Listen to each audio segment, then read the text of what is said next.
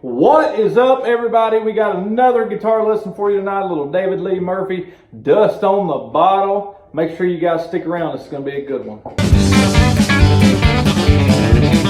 Okay, so before we get into this song and before we actually learn how to play this song, we've got four very important parts that we really need to understand to be able to play this. So those four very important parts to this song are actually going to be a D major chord, an A major chord, a B minor chord, and a G major 7 chord.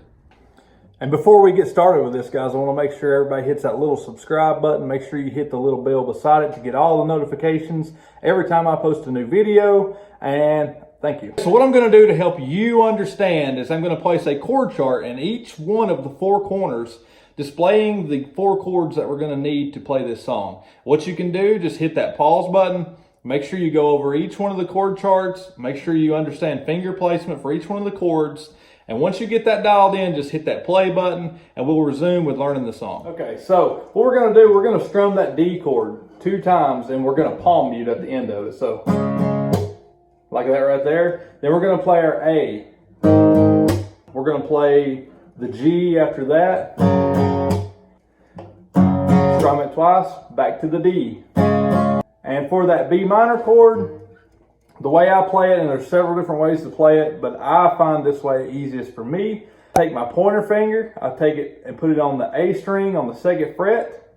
I'll take my ring finger, I'll put it on the 4th fret, D string. And I'll take my middle finger and I will put it on the 3rd fret, B string. Like that right there. And what you want to do, you just want to hit the strings that you're pushing down. So you want to use this finger to mute the rest of them out. Just kind of lay it across them. Okay, so to start this thing out, we're going to start off in our D chord. And between every chord, you're going to do 2 strums. So,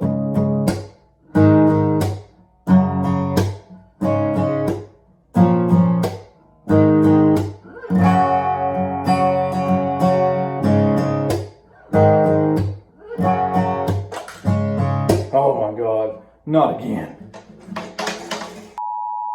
Okay, so the bridge, right before he goes into the chorus, where you talk about got what you need, set down in the cellar. It's 2 chords, A and G. The chord progression is like this.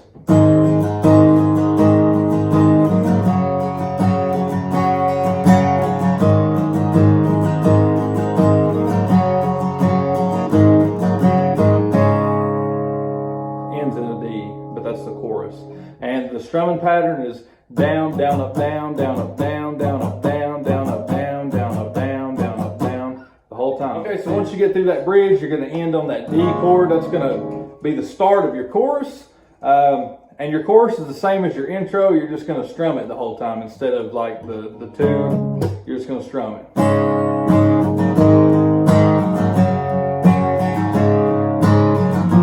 You can continue that down, up, down, down pattern.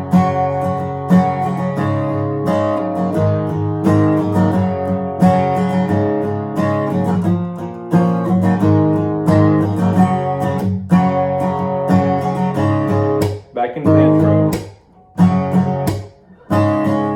The main thing with all these chords, it doesn't matter what chord it is, it's all muscle memory. So the more you do it and the more you get used to doing it, you know, it's going to get easier and easier and easier. So practice those chords, practice them slow, and you'll really dial them in.